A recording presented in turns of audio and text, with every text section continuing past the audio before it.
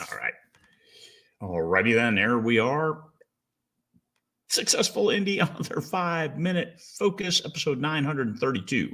Writing in more than one genre without using a pen name. Yeah, me. I almost forgot who I was and where I was and what I was doing there for a second, but I didn't.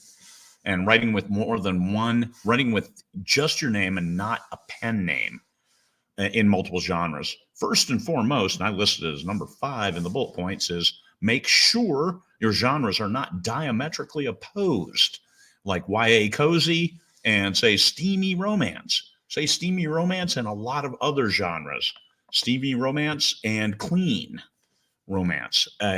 You'll want to make sure that you don't offend the group of authors who follow you, and then make sure that they never buy that genre when you write back and forth. So make sure your genres aren't diametrically opposed. I write science fiction, I write thrillers, and I write nonfiction, and none of that offends people from one genre to the next. So a lot of sci-fi readers don't read my thrillers.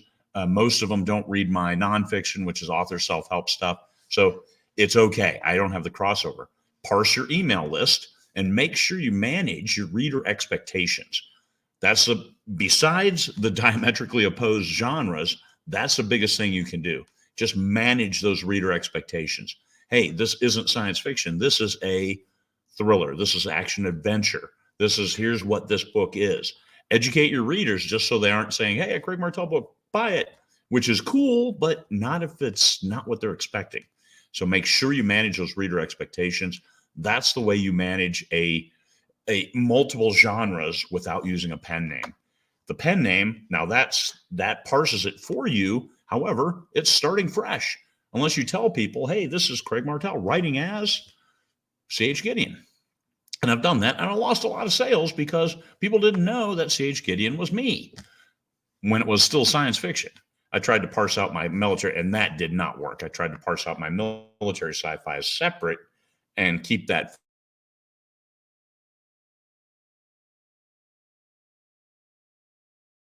pain, and I didn't do more of it. So that's what now works for me.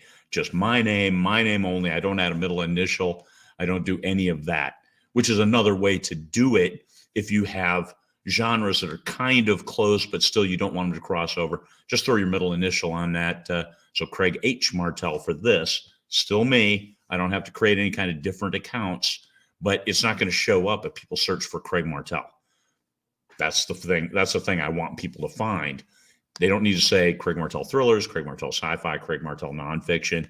No, they just search my name and they're going to find all of the books and scroll down and scroll down and scroll down and hopefully find what they're looking for. So I make it easy on them. So clearly identify. Also on different genres, cover appropriate, and appropriate is relative.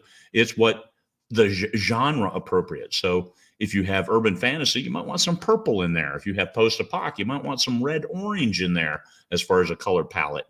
If you parse things that way, then also it's clearer for the reader what they're getting. Here's this with the appropriate typography that says and focuses the reader, this is a post-apocalyptic novel. You might like Craig sci-fi, but this is post-apocalyptic. And then the blurb says that too. And the subtitle is a post-apocalyptic novel. Oh, okay, good. I got it. Manage those expectations. And then no matter what, expect some unintended crossover, some people who only read your thrillers and dive over and decide, what the hell is this? And then get that glorious 2-star review that's written, I read all of Craig Martelle's stuff, and this is horrible. Yes, I get plenty of those, so don't worry. It's not career ending, as I can attest to, but just expect you're going to get some unintended crossover. It's okay. It's just what you get. And I tell you what, having just my name is so much easier. I don't have to create 2 different personas. I don't have to create 2 different social media streams. I don't have to create 2 different complete newsletters. None of that. I get to do it all from me. And that makes it easier, much easier on my old head, because I got books to write and characters to worry about there. I don't need to worry about me being a different character, right? Hopefully that helps. You can write with just your name. I do it.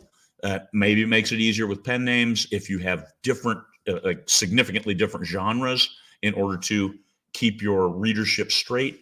But you can also educate them every time you send a newsletter, every time you put a blurb, make sure that they know this is what they're getting.